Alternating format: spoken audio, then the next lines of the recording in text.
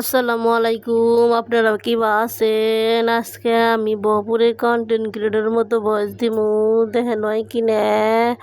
আমি আছি বর্তমানে আঙ্গ বাবার বাড়িতে। তো বিয়ানা থেকে বৃষ্টি হইলো, পরে আঙ্গ মার বাইরে আনতে হলো না, পরে ঘরে পড়ছে রান্ধিবার নিয়ে। ইনি আঙ্গ মা দিতেছিল লেয়ার মুরগির গোস্ত। তারপরে হইলো ওই যে এনে হলো খারবাঙ্গার পাতা, এরা বাইজ দেয়, রসুন পেঁয়াজ কাঁচামরিচ দিয়ে বাইজ দেয় রে। এনে হচ্ছে কালা জিরা বাস্তাইছে, মানে কালা হস ভাইজা এটা বাটবো আর কি। এই খাবারটা বালাই না গিয়ে ভর্তা আনেরা জীবন খাইছেন নাহি কমেন্টে জানাই যাহেন। পরে আমার রান্দা হইলি গেলাম এই যে ভর্তা দিয়ে ভাত খাবার বইছি। এই ভর্তাটা বালাই হয়েছিল।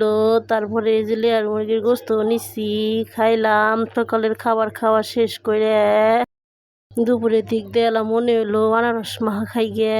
পরে লবণ মরিচ আর কাসন্তি দিয়ে আনারস মাখা খাইলাম।